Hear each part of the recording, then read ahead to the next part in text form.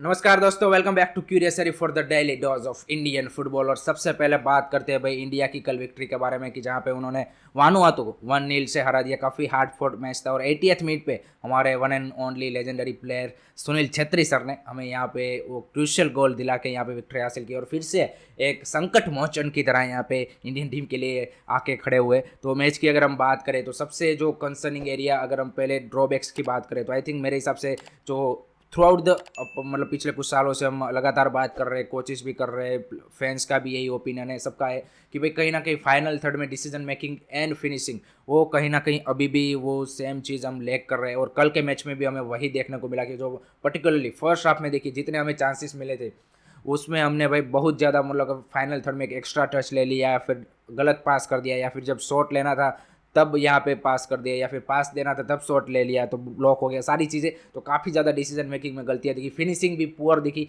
नंदा कुमार शिकार को first half में देखी कितना वो ब्रिलियंट यहाँ पे नोरेम मैच ने थ्रू बॉल निकाला था वहाँ पे। तो कहीं ना कहीं फिनिशिंग भी अगर आप देखें तो ओवरऑल काफ़ी ज़्यादा पुअर लगी। चारों अगर हम अटैकर की बात करें, लिस्टन कोलासो, सुनील छेत्री, उसके अलावा नोरेम महेश एंड नंदा कुमार शिकार। नंदा कुमार शिकार का नो डाउट पहला मैच था, डेब्यू मैच था, फिर भी उन्होंने काफ़ी ब्रिलियंट परफॉर्मेंस दी। अगर उनका जो फिनिशिंग है वो अगर सही होता तो भाई उनके लिए तो भाई गोल्डन डेब्यू हो जाता। लेकिन ओवरऑल फिनिशिंग वाइज काफ़ी ज़्यादा अगर आप उस सेंस में बोले तो पुअर वहाँ पे अटैकिंग हमें देखने को मिली। अदरवाइज चांसेस हमने भाई इतने बनाए, मतलब ऑलमोस्ट 23-24 शॉट्स अगर आप में मैच में ले रहे हो तो you have been really solid in terms of the attacking wise. लेकिन the only main thing concerning area is the shot on target. 24-23 shots में से अगर आप 4 से 5 शॉट ऑन टारगेट रख रहे हो तो काफ़ी ज़्यादा आपकी एफिशिएंसी कम है। एंड ये आपको बड़ी टीमों के सामने आपको ये दिक्कत दे सकती है, नो डाउट, क्योंकि बार बार मौका आपको लोअर रैंक टीमों के सामने मिलेगा। लेकिन जो हायर रैंक टीम आएगी वहाँ पे आपको ये जो 25 शॉट ले रहे हो उसके मान लीजिए कि आपको आधे भी या फिर आधे से भी कम शॉट लेंगे और उसमें से अगर आपको एफिशिएंसी निकालनी है तो काफ़ी ज़्यादा कम रहती है। तो लेट्स होप कि हमारी जो एफिशिएंसी और जो फाइनल थर्ड डिसीजन मेकिंग है एंड फिनिशिंग हमें इंप्रूव होती दिखे और हमारे प्लेयर उसके ऊपर ज़रूर वर्क करें। सुनील सर ने भी सेकंड हाफ में अगर आप देखें तो एक 60th मिनट पे हम सबको पता है वो मिस किया था, उसके बाद नो डाउट 80th मिनट पे ब्रिलियंट फिनिश करके वहाँ पे टीम को लीड दिला दी। दूसरी बात करते हैं मिडफील्ड में, तो मिडफील्ड में आज Rohit Kumar and Rowllin Borges I think almost 4 साल बाद खेल रहे थे एंड दोनों की पेयर पहली बार खेल रही थी। तो कहीं ना कहीं और कोच साहब ने भी वो बोला कि फर्स्ट हाफ में हमारी जो मिडफील्ड थी वो कहीं ना कहीं डाउन लगी, इसीलिए सेकंड हाफ में हमें वो चेंजेस करने पड़े और वो दिखा कि स्लो लग रहे थे थोड़े से और उतने ज़्यादा अंडरस्टैंडिंग भी नहीं दिख रही थी वहाँ पे।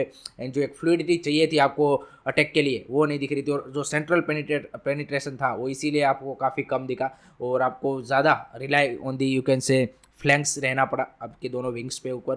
और अगर डिफेंस की बात करते हैं, I think Mehtab Singh looks solid, very solid. I think he has been absolutely brilliant.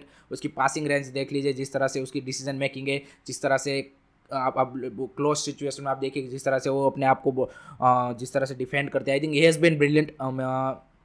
And उसके अलावा उनके सेंटर बैक पेयर पार्टनर संदेश जिंगान साहब भी बेहतरीन थे, उसमें कोई वो डाउट नहीं है। उसके अलावा दो फुल बैक्स हमारे सुभाशिष बोस एंड प्रीतम कोटाल, तो थोड़ा सा डिफेंसिव फुल बैक के साथ यहाँ पे कोच साहब इस मैच में गए थे क्योंकि दोनों डिफेंसिव माइंडेड यहाँ पे क्या बोलते हैं कि फुल बैक्स है और वो क्लियरली दिखा आपको। और सेकंड हाफ में भी जैसे आप देखिए कि राइट साइड से उतने ज़्यादा आपको उन टर्म्स ऑफ दी ओवरलैप या फिर अटैकिंग चांसेस इसीलिए नहीं दिख रहे थे क्योंकि प्रीतम कोटाल का वो गेम नहीं है। No doubt he can deliver good crosses, लेकिन उसके अलावा आपको उतना ज़्यादा अटैक में वो नहीं कर पाएंगे कंट्रीब्यूशन। तो बैक लाइन में इस तरह से हमारी परफॉर्मेंस रही है। और अगर आप उसके अलावा बात करें तो कोच साहब ने जो एक स्टेटमेंट दिया है वो एक स्ट्रेंथ सा स्टेटमेंट मेरे को लगा कि उन्होंने बोला कि मैंने तो जब उनको पूछा गया कि क्या आपने अपनी स्टार्टिंग 11 अब सॉर्ट आउट कर ली है तो उन्होंने बोला तो वो तो मैंने काफ़ी लंबे टाइम पहले कर ली थी, लेकिन मैं उसको हर वक्त नहीं खिला सकता। ऐसा उसने बोला। क्यों नहीं खिला सकते वो उनका रीज़न नहीं दिया है, तो वो एक जानना सरप्राइज क्या काफ़ी ज़्यादा एक वो होगा कि भाई क्यों नहीं खिला सकते आप जब आपके पास सॉर्टेड स्टार्टिंग 11 है तो चलो 2-3 प्लेयर उसमें से इंजर्ड है, बाकी सबको तो आप खिला ही सकते हो, मतलब 6-7-8 प्लेयर आपके जो कोर प्लेयर है उनको आप खिला सकते हो, लेकिन वो उन्होंने नहीं दिया। उसके अलावा उन्होंने बोला कि 7 मेरे जो प्रीफर्ड प्लेयर है वो अभी इस स्क्वाड के साथ नहीं है। 7 प्लेयर उन्होंने बोला है, 7 प्लेयर कि वो मेरे प्रीफर्ड प्लेयर अभी भी इस टीम के साथ नहीं है कि जो डायरेक्ट स्टार्टिंग 11 में जगह बनाता है, स्क्वाड में नहीं, स्टार्टिंग 11 में उन्होंने बोला है। तो ये देखना ये मतलब काफ़ी ज़्यादा मेरे हिसाब से तो सरप्राइजिंग है कि भाई ये इतने सारे, मान लीजिए कि ब्रेंडन हो गया, मनवीर हो गया, सुरेश वांगजाम हो गया, इसके अलावा आई डोंट थिंक सो कि और कौन है ऐसे प्लेयर है कि जो आपकी स्टार्टिंग 11 में डायरेक्ट जगह बनाते हैं। चांगते आई थिंक मेरे हिसाब से जो आज परफॉर्मेंस दिया है पिछले मैच में और आज जिस तरह से उसका इम्पैक्ट था, ये एब्सोल्युटली श्योर स्टार्टर होने चाहिए मेरे हिसाब से। कोच क्या सोचते हैं I don't know. Mahesh Singh का भाई आज one of the best performance I think मेरे हिसाब से महेश सिंह था। Naorem Mahesh has been absolutely brilliant, no doubt एक दो क्रॉसेस उसके इधर उधर हुए, लेकिन the efficiency, the work rate, the way he controls the ball, the way he makes the attack, I think has been absolutely killer। तो आई थिंक मेरे हिसाब से तो प्लेयर ऑफ द मैच मेरे हिसाब से महेश ही थे। तो वो आपके श्योर शॉट, आपके दो विंगर तो श्योर शॉट यहाँ पे है, लेकिन आप बोल रहे हो कि 7 प्लेयर, तो ये थोड़ा सा मेरे हिसाब से सरप्राइजिंग है। और सुनील सर, संदेश जिंगान एंड आपके क्या बोलते हैं गुरप्रीत सिंह संधू, ये 3 आपके श्योर स्टार्टर है। तो 5 प्लेयर तो आपके यहाँ पे स्टार्टर हो गए, बाकी बचे 6 प्लेयर। आई थिंक उसमें से भी अगर मिडफील्ड में अगर आप देखिए तो आपके पास उतने ज़्यादा ब्रेंडन और अनिरुद्ध थापा भी आई थिंक मेरे हिसाब से वन ऑफ दी प्लेयर है कि जिसको इगो स्टेमिक साहब ज़्यादा प्रीफर करते हैं। तो 6-7 प्लेयर आपके इधर ही हो गए, तो आप बोल रहे हो कि 7 मेरे प्रीफर्ड प्लेयर, तो ये थोड़ा सा स्ट्रेंज लगा। तो आई थिंक क्लियरिटी काफ़ी ज़्यादा नहीं है और अनसर्टेनिटी ज़्यादा है, आई थिंक वही एक चीज़ है। And I think let's hope कि अब हमें यहाँ पे क्या बोलते हैं कि सॉर्ट आउट करना है कैसे भी करके। आई थिंक मेरे हिसाब से जब तक साफ कप खत्म हो जाए, I think India should have their proper starting 11 पता होनी चाहिए। नो डाउट 1-2 प्लेयर बाहर है, उसको आप काउंट कर लीजिए और आपको पता होना चाहिए कि हाँ भाई ये मेरे प्लेयर है और इसी के साथ मैं जाना चाहूँगा। 7-8 प्लेयर, उसके अलावा 2-3 प्लेयर तो ऊपर नीचे होते ही रहते हैं। तो लेट्स होप कि वो एक क्लियरिटी मिल जाए भाई, वो काफ़ी ज़्यादा ज़रूरी है मेरे हिसाब से। और इस मैच से भाई, ये फीफा विंडो में मैच था तो ये काफ़ी इंपॉर्टेंट था। और वहाँ पे अगर हम दूसरे मैच के रिजल्ट की बात करें तो लेबानन ने भाई मंगोलिया के सामने ड्रॉ खेल लिया। वहाँ पे भी उन्होंने भी सेम गलती की जो इंडिया ने भी ऑलमोस्ट कर ही दी थी कि भाई इतने ज़्यादा अटैकिंग उनको ऑप्शन मिले, चांसेस मिले कि, लेकिन वो कन्वर्ट नहीं कर पाए। उनके भी फॉरवर्ड्स ने सेम गलतियाँ की भाई, पुअर फिनिशिंग, एंड उनको खामियाजा ड्रॉ के साथ भुगतना पड़ा, जो इंडिया ने पास्ट में काफ़ी ज़्यादा भुगता है बांग्लादेश, नेपाल, श्रीलंका जैसी लोअर रैंक टीमों के सामने, जो आज यहाँ पे कैसे ना कैसे निकाल लिया। तो वो एक अच्छी बात थी। और इसीलिए बोलते हैं कि भाई लो ब्लॉक टीमों के सामने इंडिया को अभी भी वो सॉल्यूशन नहीं मिला है कि किस तरह से उसको ब्रेक किया जाए।